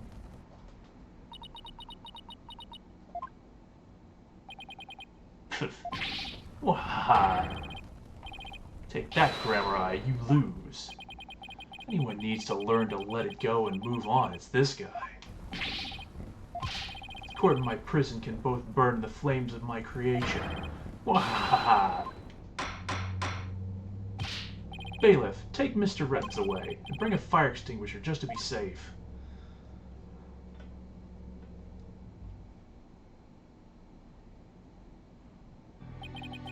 Looks like we've reached the end. I feel as though I've been watching a grand magic show. It's close, but we just barely made it through somehow. Huh? Why does Trucy look so down? That's probably the last words probably got to her. Yes, Your Honor? I'm about to announce my verdict. I see that wonderful smile of yours, that smile of a true entertainer, as I do. Yes, Your Honor. Now then, this court finds the defendant Trucy Wright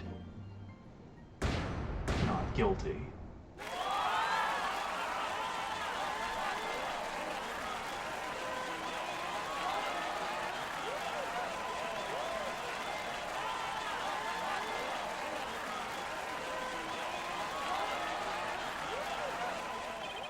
Court is adjourned.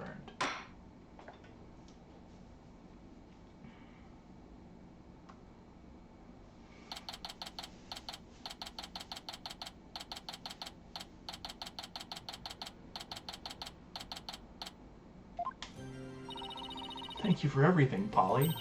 Oh, Trucy, grazie a Dio. Now you can open your show tomorrow, just as planned. Yep, and it's all thanks to you two. Oh, but now that Mr. Reyes is gone, I'll need to find somebody to replace him. I don't like the way she's looking at me. Trucy, I'm so sorry about everything. Hey, what are you apologizing for? Roger Retton's used us. We're victims too. He even made me accomplice a murder. But Betty, we have to take some of the blame for this too, you know. Even if we didn't know he was planning to kill Mr. Mystery, we did cooperate with him. It's all my fault, isn't it? Neither one of you is to blame. The only one in the wrong is the person who used magic to commit murder, Roger Rettons. Don't you think I know that? Say what you want, but don't think for a second that I don't still hate you. I guess she really does hate me. But Betty, why? You used to be a huge fan of Trucy's. Hey, shut up! I've always hated her. Really? If we hadn't seen Trucy's magic show, we never would have tried to become professional magicians ourselves, right? Speak for yourself. But Betty, you still have her autograph from that day. Ah! Just shut up. Is she acting this way this whole time because she secretly loves Trucy? Wow, Trucy, I never knew that being the best could be so tough. Come on, Bonnie, we're leaving. You have to get ready for tomorrow's show. You're really excited about performing at Trucy again, aren't you? That's not true, so zip it, dummy. Baka.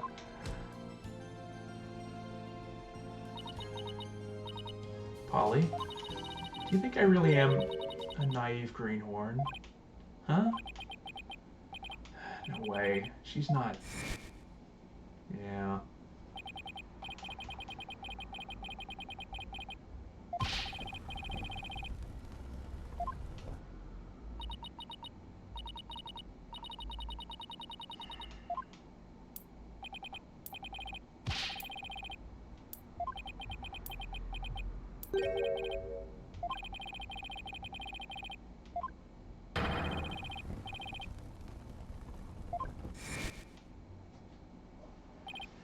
Trucy, don't tell me you're taking what Retton said to heart. Well, maybe a little. I didn't see through his tricks, and I let myself be taken in by his magic. I can't trust myself anymore.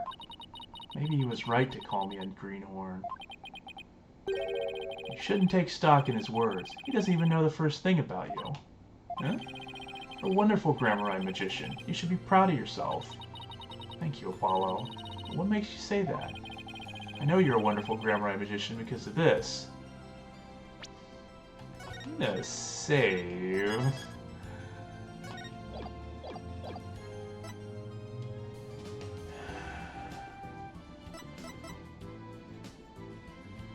I mean, this is probably it.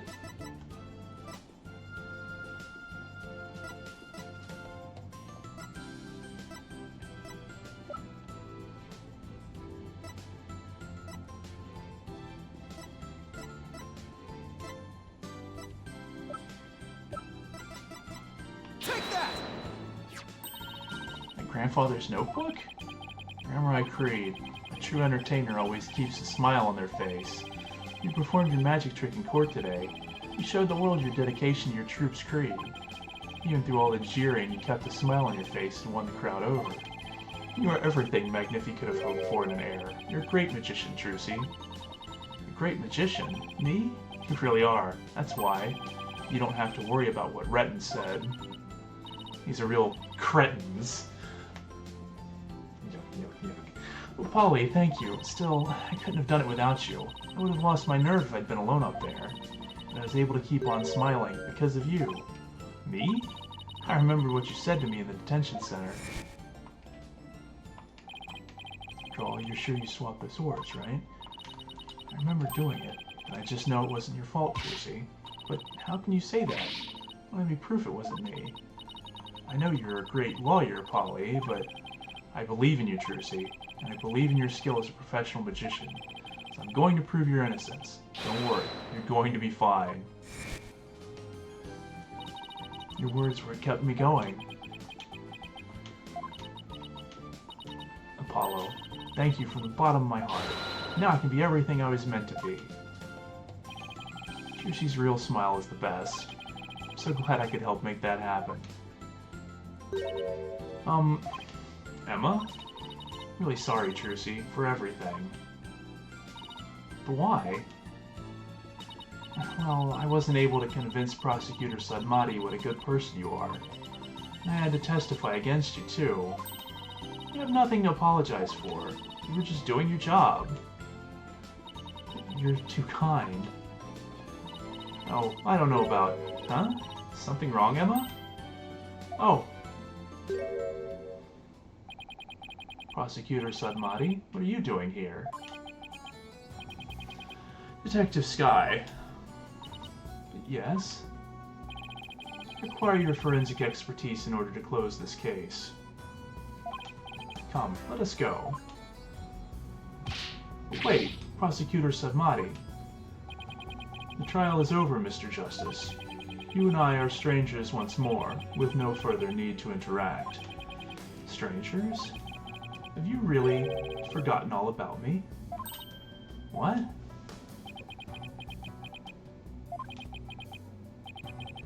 You've really changed, Nayuta. Telling me to let it go and stuff. What happened to you? Apollo knows who this guy is? A lawyer of impure soul. I have nothing to say to the likes of you. There's big words coming from somebody who, just got his butt handed to him. Are you serious, Nayuta? Now, if you will excuse me... There he goes. What's that all about, Apollo? How do you know about Prosecutor Sadmati? Let's just say we're old acquaintances. Are we finally going to get the Apollo backstory I've been waiting for 3 games? Yeah, well, you don't like to talk about your past, do you? Because you always change the subject. I guess I'll have to talk about it someday. But for now, come on, let's forget about the past and celebrate Trucy's future. Sure, if you say so. Hey, it's Mr. Wright. Put him on speakerphone, Apollo. What's up, Mr. Wright? Apollo, how's Trucy? What happened to the trial? Did you get a not guilty verdict? Mr. Wright, slow down. Everything's fine. Hi, Daddy. I'm okay now. She was found not guilty in a very dramatic turnabout. Plus, we saved the office. It's a great victory for Apollo. Phew, that's a load off my mind. I can't thank you enough, Apollo. Now I know I can trust you to hold down the fort anytime. Me? Really?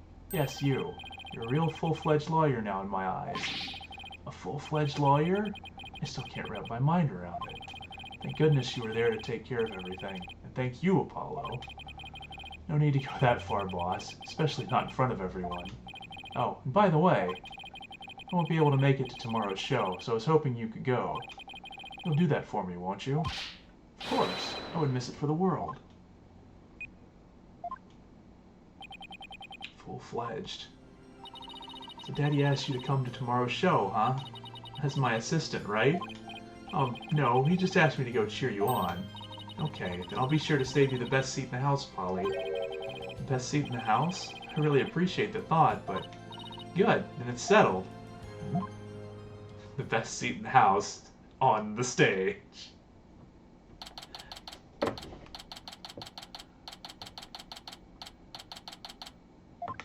Objection!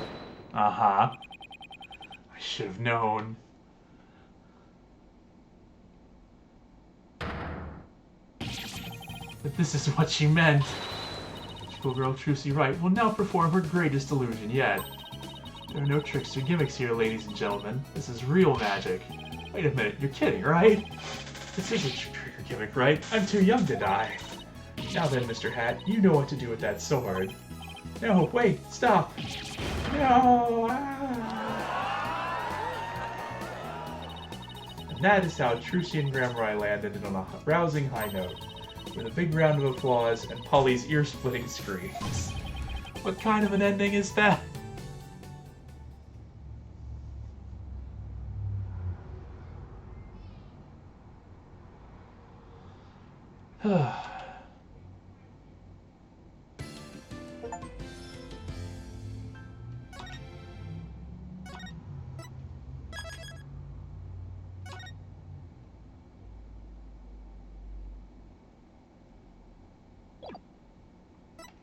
Well, I think that's going to wrap things up for tonight. That was pretty good. Definitely, now that we've finally got that little dangling tidbit that we're going to finally get some Apollo Justice backstory, we better get it in this game. I'm going to be very upset if we don't now. But I mean, given that, he knows the prosecutor, something's going to happen. Well, I'm kind of curious now, considering that... So, I don't know what the next case is going to be, but it's like, are we going to go back to... Because we're in 2 locations now, and it feels like there's a big plot going on with Phoenix, but we've got to come back for more backstory for Apollo. So, are we going to have like one more case from each of them and then like a 5th to bring it all together? Or how's that going to work? I don't know. At any rate, I hope y'all enjoyed it. We'll see when I next get a chance to stream. Not sure how things are going to go this week, but if I get a chance in the evening, I'll probably put a couple more hours into starting it on the 3rd case. If nothing else, maybe this weekend. But that's it for now, so have a good evening, and I'll catch y'all later.